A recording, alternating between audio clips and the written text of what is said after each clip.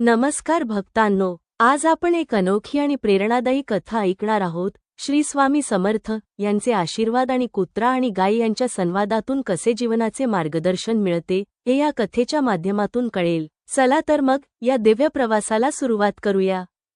एका सुंदर दुपारी एका शेताजवळ गाय आणि कुत्रा निवांत बसले होते। कुत्रा चिंतेत दिसत होता। गायीने विचारले, "काय रे, का असा उदास आहेस?" कुत्र्याने उत्तर दिले, "आपल्या जीवनाचे खरे महत्त्व काय आहे हेच कळत नाही। मेहनत केली तरी भाग्य बदलत नाही." गायीने हसत उत्तर दिले, "भाग्य नेहमी चांगल्या कर्मावर अवलंबून असते। चांगली कर्म कर, धैर्य बाळग आणि आपल्याला योग्य संधी नक्कीच मिळेल." या संवादाने कुत्र्याला नवीन उमेद मिळाली। या संवादातून आपल्या जीवनातील प्रेम, कर्तव्य आणि विश्वासाचे महत्त्व अधोरेखित होते। या गायी आणि कुत्र्याच्या संवादाचा धडा आपण एका गरीब शेतकऱ्याच्या जीवनात पाहणार आहोत। हा शेतकरी मेहनती होता, पण त्याला सतत आपल्या मुलांच्या भविष्याची चिंता सतावत असे। कसे असेल माझ्या मुलांचे आयुष्य? त्यांना चांगले शिक्षण कसे मिळेल? असे विचार त्याला सतत अस्वस्थ करत। एका दिवशी त्या शेतकऱ्याला गावात आलेल्या एका संतांची भेट झाली। शेतकऱ्याने आपल्या समस्यांबद्दल त्यांना सांगितले। संतांनी शांतपणे डोळे उघडले आणि त्याला आशीर्वाद दिला, "तुझ्या कुटुंबाला लवकरच सुखद समृद्धी लाभेल, पण लक्षात ठेव, चांगले कर्मच तुझ्या नशिबाला फळ देईल."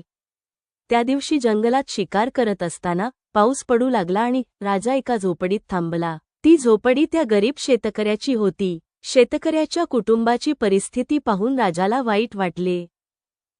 राजाने मुलाला राजवाड्यात घेऊन जाण्याचे वचन दिले आणि त्याला योग्य शिक्षण मिळेल याची जबाबदारी घेतली।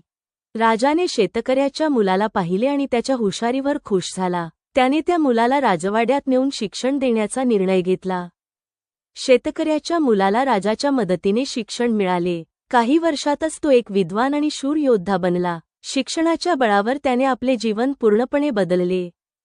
या कथेच्या सुरुवातीला आपण पाहिलेले गायी आणि कुत्र्याचे संवाद आता तुमच्या लक्षात आले असतील। चांगले कर्म, धैर्य आणि नैतिक मूल्ये यांचाच मार्ग सुखाकडे नेतो हे या संवादातून शिकायला मिळते। ही कथा आपल्याला शिकवते की चांगले कर्म केल्यास भाग्याचे चक्र नक्की फिरते। आपल्याला आयुष्यात संकटे येतील, पण संयम आणि धैर्य ठेवले तरच आपल्या मेहनतीला यश मिळते।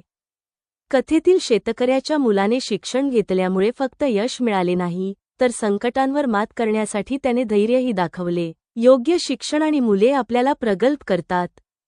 ही कथा फक्त एका गरीब शेतकऱ्याची नाही, तर आपण सगळेच जीवनात कष्ट, धैर्य आणि विश्वासाने यशस्वी होऊ शकतो हा संदेश देणारी आहे। भाग्याचे चक्र फिरवण्यासाठी चांगले कर्म आणि योग्य मार्गदर्शन आवश्यक असते।